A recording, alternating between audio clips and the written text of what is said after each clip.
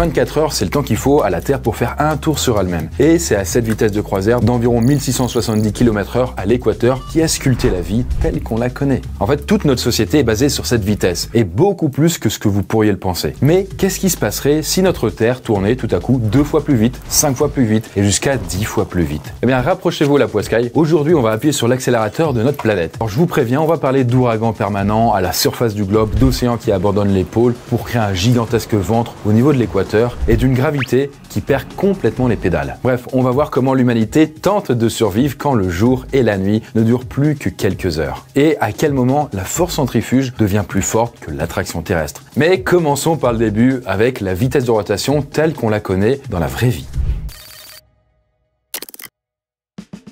Alors bon, déjà si vous me suivez depuis quelques années, vous savez que parler de la Terre en général, surtout sous un angle dystopique comme là, c'est un truc qui vous plaît pas mal. Par exemple, et si la Terre était 2 fois plus grosse? Et si la Terre était en forme de donut? Ou encore si la Terre s'arrêtait de tourner? Et en fait, beaucoup de sujets ont fait partie de la même série de vidéos que vous connaissez, peut-être qui remontent, c'est les 360 secondes. Et aujourd'hui, cet ancien format sort du cadre d'Internet et grâce aux éditions Le Duc, eh bien tous les sujets ont été adaptés à l'écrit dans un superbe bouquin. Et ce nouveau livre, plusieurs mois après la sortie du premier livre Ça fait quoi sur Gustave, il est disponible dès à présent. Alors que ce soit dans vos librairies favorites, dans les grandes enseignes et bien sûr un peu partout sur Internet. Et comme vous pouvez le voir avec le nom du bouquin, Et si la Terre s'arrêtait de tourner? On a retranscrit les vidéos dans une mise en page adaptée avec des nouvelles et des superbes illustrations sur mesure. Et d'ailleurs, merci du coup à l'accueil que vous avez réservé au premier Ça fait quoi. Et là, je suis sûr que ce nouvel ouvrage vous plaira tout autant. Donc n'hésitez pas à l'acheter, m'envoyer des photos sur les dystopies que vous préférez par exemple. Quant à nous, je vous propose de prendre un petit peu plus de vitesse. Alors, la rotation de la Terre, ça remonte à sa formation. C'était il y a un bail, c'était en 2016. Non, pas...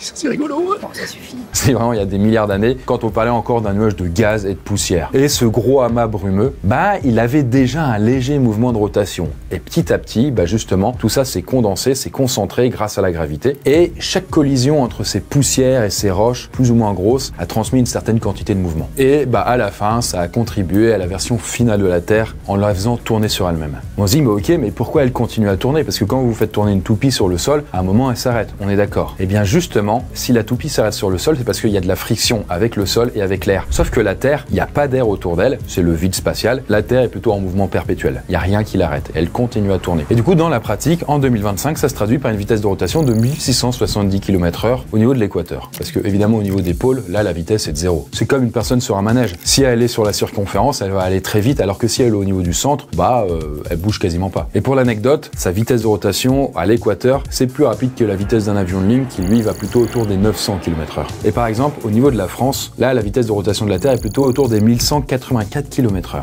Et si on compare la Terre à sa sœur qui est Vénus, eh bien sachez que Vénus ne tourne quasiment pas. Elle tourne à peine 6 km/h. C'est beaucoup moins que les 1700 de la Terre. Au niveau de l'équateur, bien sûr. Et si on prend la première planète du système solaire, donc Mercure, qui est très proche du Soleil, eh bien elle aussi, elle ne tourne quasiment pas sur elle-même puisqu'elle est à seulement 10 km/h.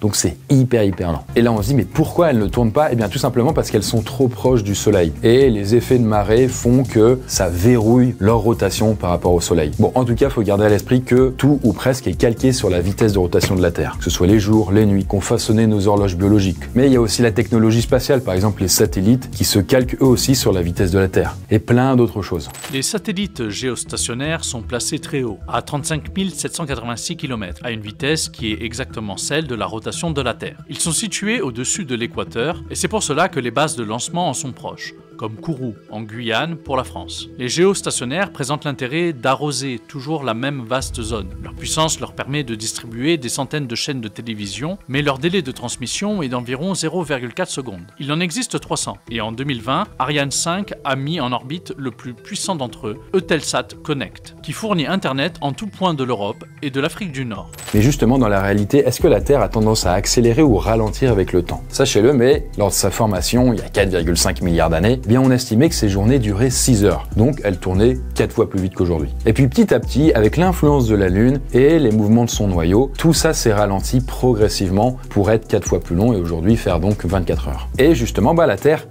continue à ralentir, encore et toujours. Et dans un futur très lointain, ces journées feront à peu près 25 heures. Cependant, il y a un petit truc bizarre qui se passe ces dernières années parce que la Terre s'est mise à accélérer de manière temporaire. Par exemple, durant l'été 2022, la Terre a effectué une rotation en 1,59 millisecondes de moins que 24 heures. Alors, faut pas s'affoler, c'est extrêmement léger, on ne voit absolument pas la différence, mais on peut quand même la calculer avec des instruments scientifiques. Mais ne vous inquiétez pas, c'est temporaire et après elle reprend sa vitesse. Alors en gros, c'est parce qu'il y a eu des catastrophes naturelles qui sont produites à certains endroits du globe qui ont produit ça. Mais vu qu'on a tout construit au rythme de 24 heures, qu'est-ce qui va se passer si on double la vitesse? Eh bien, on va voir ça maintenant.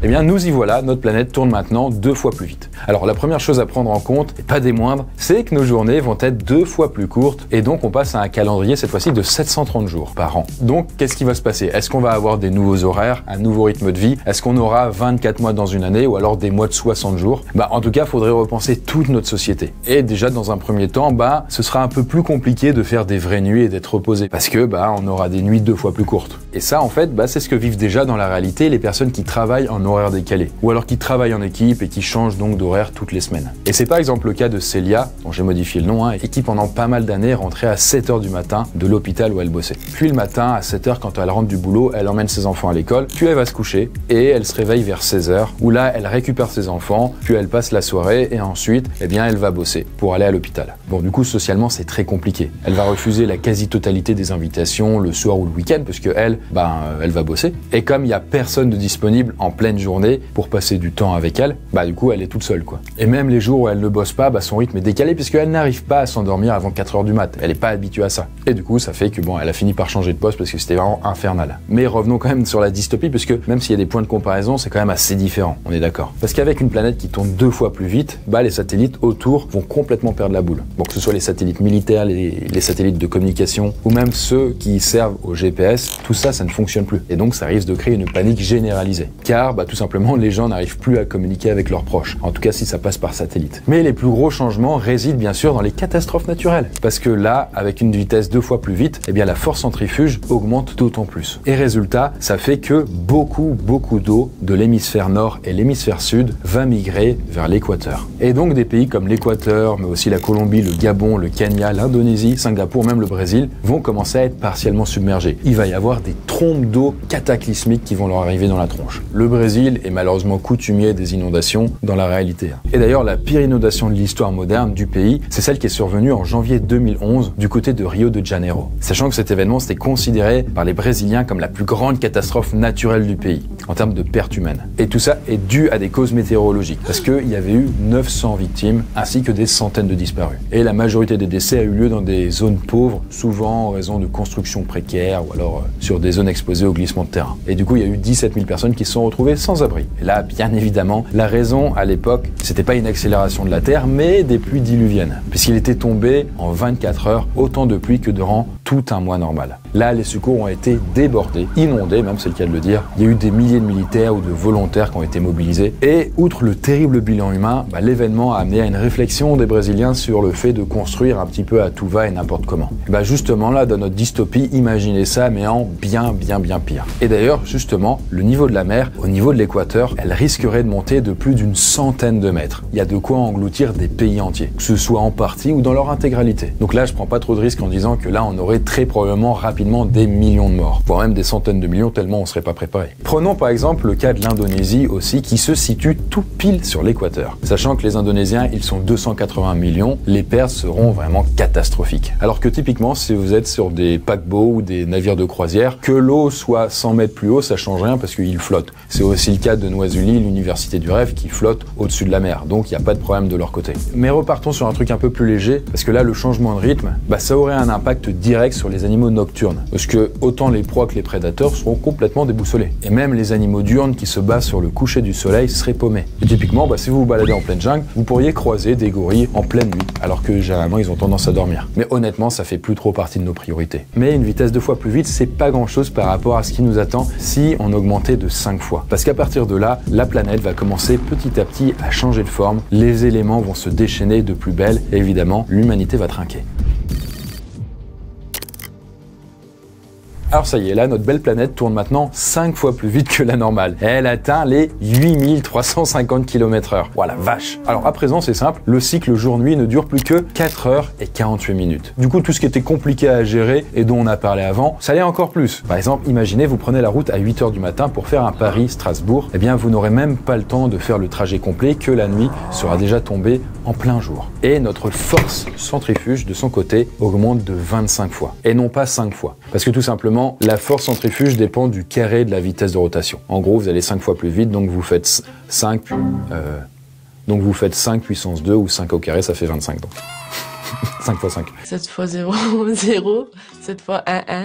7 fois 2, 4. Et pour bien comprendre cette histoire de force centrifuge, prenons l'exemple de la voiture. Vous savez, quand vous êtes en voiture et que vous prenez un gros virage bien serré, vous aurez vraiment le sentiment d'être poussé vers l'extérieur du virage. Et la force centrifuge, vous pouvez aussi la ressentir assez méchamment dans des espèces d'énormes appareils qui sont destinés à entraîner les futurs pilotes de chasse et les astronautes. Dans la centrifugeuse de l'US Air Force, on ressent directement une sensation de claustrophobie dans cet appareil étroit en forme de capsule. Il n'y a pas de fenêtre, mais il y a une légère odeur de vomi et de sueur, ou c'est peut-être juste la peur en réalité. Puis, on vous enferme, on vous souhaite bonne chance, et c'est parti. Pendant 30 secondes, c'est un combat contre vous-même qui débute, où vous devez contracter tous les muscles du corps et contrôler votre respiration pour maintenir le sang au niveau du cerveau. L'épuisement après l'exercice est total. On est souvent incapable de marcher, il nous arrive même de vomir. Un autre effet secondaire est l'apparition de taches sur la peau à cause de l'éclatement de petits vaisseaux sanguins. Bon, pour en revenir à la dystopie, avec une vitesse 5 fois plus vite, eh bien en fait notre planète Terre commence à se déformer et à être comme écrasée par la force centrifuge et ressembler alors à une citrouille. Alors déjà, faut le savoir, mais dans la réalité, la Terre n'est pas une sphère parfaite. Même si, j'avoue, quand on la regarde comme ça, bon, elle a l'air, mais c'est pas le cas. Parce que la Terre, en gros, elle est 21 km plus large que haute. Donc elle est légèrement, très légèrement écrasée. Mais en quintuplant la vitesse de rotation, eh bien, elle va s'aplatir encore et beaucoup plus. Alors je précise quand même, ce sera pas non plus exagéré. Elle serait, d'après les recherches, environ 100 km plus large que haute, au lieu de 21. Mais dans notre dystopie, et à cette vitesse par contre, l'effet Coriolis va péter, il va exploser. En fait, l'effet Coriolis, pour résumer, c'est la force causée par la rotation de la Terre qui dévie la trajectoire des corps en mouvement. Alors je vais expliquer parce que c'est un peu bizarre, mais ça s'applique à plein de trucs, comme par exemple les fluides, ou même les océans. Mais ça joue aussi sur les vents et plein d'autres bazars. Et donc, de fait, cette petite chose que vous voyez derrière moi, mais aussi les ouragans, vont être bien plus fréquents et bien plus violents. Et ils vont transporter bien plus d'énergie, quoi. Par exemple, si vous avez mon âge, vous vous souvenez peut-être des vents violents qu'ont secoué la Terre à Noël 1999. Alors pour rappel, du 25 au 28 décembre, les tempêtes Lothar et Martine se sont succédées. Et on a eu alors des rafales de quasiment 200 km/h qui ont été mesurées à Saint-Denis d'Oléron et à Royan. Et c'était pas une zone isolée, c'était quasiment 50% du territoire français qui a été balayé par ces vents violents. D'ailleurs, il y a une centaine de personnes qui avaient perdu la vie et ça avait engendré à peu près 20 milliards de dommages matériels dans toute l'Europe. Et bien dans notre dystopie, sachez-le, mais tout ça est vraiment quotidien. On se tape des vents, mais vraiment de l'enfer. Bon, en tout cas, les villes sont de plus en plus défigurées, les immeubles ne sont même pas conçus pour supporter une telle quantité de vent qui leur arrive en pleine face, et donc ils risquent d'être fragilisés et même de s'effondrer. Et là, on va avoir des centaines de millions de morts dans le monde entier qui vont se compter. En gros, c'est un petit peu un enfer sur Terre. Et bon, je pense que vous commencez à être un petit peu habitué avec le format. C'est la fin du monde. D'ailleurs, si une dystopie liée au vent vous intéresse, j'ai déjà sorti une vidéo sur le sujet il y a quelques mois. En tout cas, notre planète change de plus en plus de face. Par exemple, l'équateur devient juste une ceinture aquatique tellement épaisse qu'il n'y a aucune terre qui peut en émerger. Ça fait vraiment un énorme bourrelet en fait océanique. Elle est bizarre ta planète là, les pays ne suivent pas. Ah merde. Ah ça c'est la boulette. Ah j'arrive pas à la remettre. C'est bon. Enfin je crois. Non mais c'est pas grave. Oh putain. Oh et merde. Hop là. Voilà, la Terre est enfin libérée. Quelle perte de temps, quelle perte d'énergie.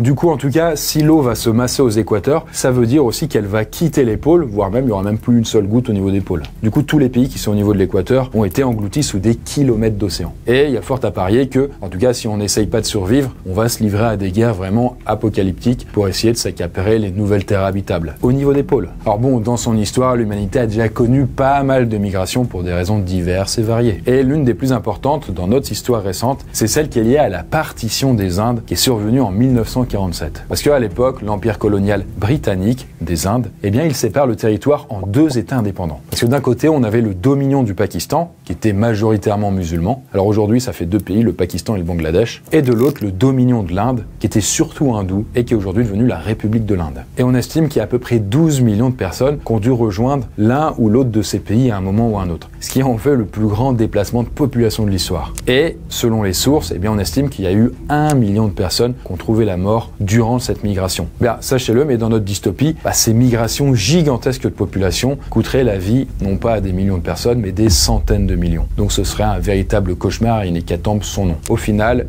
les cadavres seraient emportés soit par les eaux, soit par le vent hyper violent. Néanmoins, on est encore loin de la fin de notre expérience. Parce que, à partir de maintenant, la croûte terrestre va tout doucement commencer à se fissurer et à céder. Alors que notre planète va tourner maintenant plus vite que certaines planètes de notre système solaire. Je vous cache pas que la Terre continue à accélérer et maintenant elle tourne 7 fois plus vite. Ce qui fait que nos cycles jour-nuit sont de seulement 3h40. Et avec la nouvelle vitesse de rotation de 11 690 km/h, on a dépassé la vitesse de rotation d'Uranus ou même de Neptune, qui est un petit peu plus faible. D'ailleurs, petite anecdote sur Uranus, vous savez, c'est cette géante de glace qui est aux confins du système solaire. Est-ce que vous saviez que Uranus, c'était la seule planète du système solaire à tourner sur un axe différent des autres planètes? En effet, son axe de rotation, il est quasiment de 98 degrés. D'ailleurs, sachez-le, petit fun fact, mais Uranus, elle possède 27 lunes et elle met 84 ans pour faire le tour du Soleil. Bon, pour en revenir à notre dystopie et à la planète Terre, eh bien, on continue à aller plus loin. Et là, notre force centrifuge augmente encore plus. Et elle tire non seulement toutes les eaux, tout ce qui est liquide, vers l'équateur, mais elle tire également la matière, par exemple la croûte terrestre. Et la croûte terrestre, c'est un peu compliqué parce qu'elle n'est pas faite pour encaisser une telle augmentation de vitesse de rotation. Et donc, elle va commencer à se fissurer. Et ça veut aussi dire que les plaques tectoniques bougent de façon imprévisible. Et ça augmente drastiquement les risques de séisme ou même de volcans qui vont rentrer en éruption. Et ça peut aller jusqu'à alors créer de gigantesques failles béantes. À commencer par exemple par celle tout à fait réelle de San Andreas, qui est située en Californie et qui mesure 1300 km. En fait, cette faille, vous voyez là sur la map, elle est à la jonction des plaques tectoniques pacifiques et nord-américaines. Et donc ça la rend hyper instable. Et son mouvement, d'ailleurs, il est à l'origine de plusieurs centaines de petits séismes par an. C'est vraiment très très faible par contre. Cela dit, il y a une dizaine d'années, le réalisateur Brad Peyton, il a donné son point de vue dans son film San Andreas avec l'acteur The Rock, et où la fameuse faille de San Andreas a fini par s'ouvrir et provoquer un petit séisme de magnitude 9,6. Autant vous dire 9,6, c'est apocalyptique. Voilà, il n'y a rien qui résiste. Voyez ?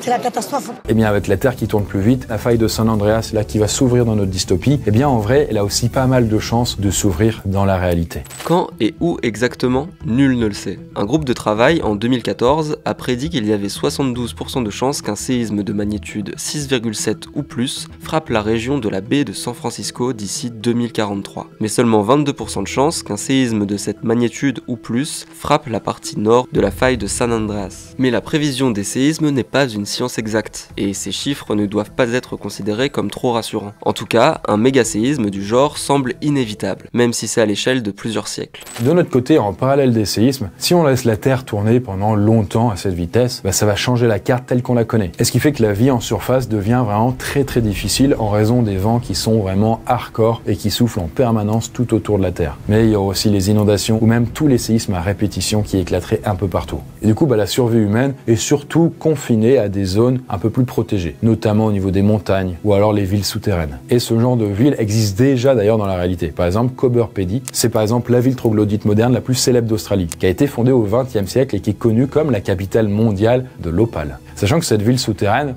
elle n'est pas très grande, mais il y a à peu près 2000 habitants qui y vivent. Et en tout cas, s'ils vivent sous terre, eux, c'est pas pour le kiff. C'est vraiment parce qu'ils essayent d'échapper aux températures désertiques qui sont vraiment très extrêmes et qui peuvent atteindre les 45 degrés en plein jour. Et ce qui fait qu'en tout cas, sous terre, la température est beaucoup plus stable. Et les gens ont alors construit des maisons appelées des dogouts, qui sont creusées entre 3 et 7 mètres sous terre. Et ça fait que, à cette profondeur, la température est hyper stable toute l'année et autant le jour que la nuit. Et elle est autour des 23 degrés. Après, les dogouts, c'est quand même hyper moderne. Il y a la télévision, Internet, une aération. Et la ville possède toutes les infrastructures plus ou moins essentielles sous terre. Vous pouvez y trouver des églises, des bars ou même un musée. Après, même si c'est quand même confort et plus plutôt adaptée, cette petite ville souterraine, elle a aussi des inconvénients. Par exemple, le manque de lumière naturelle, ça peut perturber le cycle de sommeil. Mais il y a aussi des risques d'inondation qui peuvent être vraiment violents ou même d'effondrement si la sécurité n'est pas respectée. Imaginez s'il se met à pleuvoir, même si c'est rare, le bordel parce que toute l'eau va aller sous terre et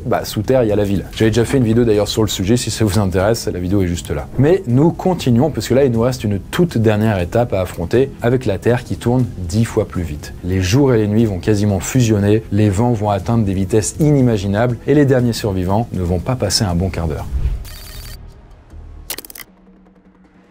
Eh bien ça y est, maintenant la Terre tourne à toute vitesse, avec 16 700 km/h au niveau de l'équateur. Et nos journées durent à peine 2h30. Donc autant dire que tous nos repères habituels ont complètement disparu. Mais cela dit, il y aura quand même un truc sympa, c'est qu'on aura des levées et des couchers de soleil à peu près toutes les heures. Donc ce qui fait que vous aurez plein d'occasions d'avoir la fameuse golden hour. Cela dit, dites-vous que même à cette vitesse, la Terre ne serait pas la planète à tourner le plus vite sur elle-même dans le système solaire. Parce que même à cette vitesse, il y a une autre planète qui tourne toujours 2 fois plus vite qu'elle, et c'est Saturne. Et d'ailleurs, on est encore très très loin de la vitesse de Jupiter, donc la plus grosse planète du système solaire, avec ses 45 500 km/h à l'équateur. Après, en même temps, même si Jupiter tourne extrêmement vite, en vrai, elle tourne pas si vite que ça au regard de sa taille. Bref, dans notre dystopie sur Terre, avec cette vitesse de x10, là, on arrive à un effet très intéressant puisque la force centrifuge, elle commence à contrebalancer la gravité terrestre. Ce qui fait que si vous sautez, vous ferez des bonds plus hauts, avec le fait que vous êtes plus léger. Il y aura un effet un peu d'apesanteur. Et pour ce qui est de l'activité sismique, là, évidemment, la faille de San Andreas,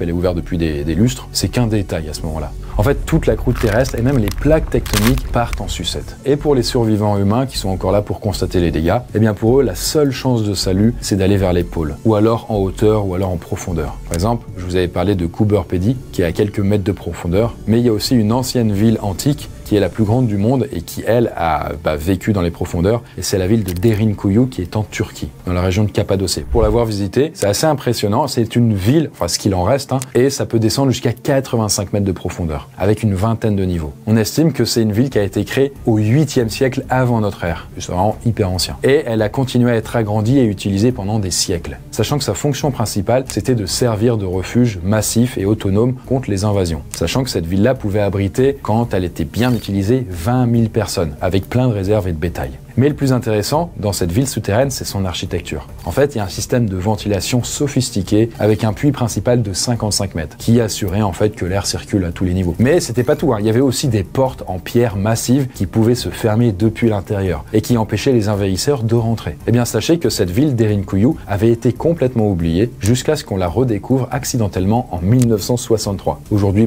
c'est un site touristique et il n'y a qu'une partie de ces étages qui sont accessibles. Mais bon, néanmoins, dans notre dystopie, il est probable que les gens ils aient décidé de se réfugier dans des lieux comme ça, ou alors des bunkers souterrains hyper sophistiqués. Même si, en vrai, à cause de tous les séismes cataclysmiques qui se déroulent partout sur Terre, ce genre d'endroits vont finir complètement ensevelis. Mais en vrai, tout ça est quand même embêtant. Est-ce que, avec la Terre qui tourne 10 fois plus vite, il y a au moins des points positifs? En théorie, nos hivers et nos étés devraient être respectivement plus chauds et plus frais. Compte tenu du cycle jour-nuit, nouvellement accéléré, le soleil apparaîtrait et disparaîtrait en un clin d'œil, laissant moins de temps pour réchauffer la croûte terrestre, ce qui signifierait moins de temps pour ressentir le froid sans lui. Hélas, des saisons plus douces n'ont que peu d'importance face à des tempêtes gigantesques et des bouleversements sismiques qui dépasseraient tout ce qu'Hollywood pourrait imaginer. Et cela sans même tenir compte des bouleversements massifs dans l'agriculture. Des catégories entières de produits frais disparaîtraient, tout simplement incapables de pousser dans le nouveau calendrier de la Terre. Bon, du coup, vous avez un peu compris, il n'y a pas trop de points positifs, vu que de toute façon, il n'y aura plus grand monde pour profiter des saisons plus douces. À ce moment-là de notre dystopie, les vents à la surface de la Terre soufflent à des centaines de kilomètres/heure. Et ils font alors passer les pires ouragans de notre histoire pour des petites brises. Et même l'un des ouragans les plus puissants qu'on ait jamais vu, l'ouragan Patricia, avec des vents qui ont tourné à 345 km/h,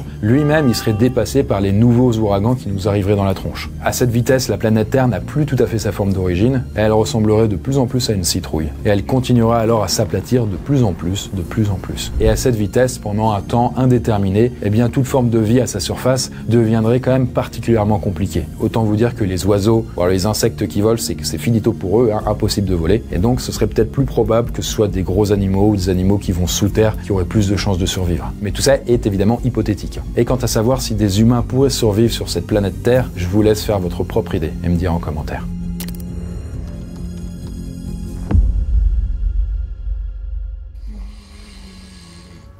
tout cas, j'espère que la vidéo vous a plu, que ça vous a pas trop angoissé. Sachez-le, de toute façon, c'est peu probable que ça arrive. La Terre a tendance à ralentir progressivement, même si tout ça prend des centaines de millions d'années. En tout cas, comme vous le voyez, que ce soit dans cette vidéo ou même dans les autres, tout est lié sur Terre. Et quand il y a des séismes, il y a souvent aussi des inondations qui peuvent aussi aboutir à des ouragans ou même à des éruptions volcaniques. C'est un effet domino, quoi. En tout cas, il y a peut-être un moyen de vivre ce que ça fait si la Terre tournait plus vite, si les vents étaient beaucoup plus violents. Et ce serait par exemple de le vivre en rêve. Si vous avez suffisamment de pouvoir sur votre esprit, vous pouvez lors d'un rêve infuser ou incuber en fait ce que vous avez envie de voir apparaître. Et alors vous pouvez vivre des scénarios complètement invraisemblables, des cauchemars de ce style ou alors des trucs beaucoup plus agréables. Ça c'est notamment le propos justement de Noisuli, la saga que j'écris, et qui sortira justement dans quelques mois en grand public. Ça j'en reparlerai. Normalement ce sera fin février. En attendant, merci d'avoir vu la vidéo et je vous dis à très bientôt et faites de beaux rêves.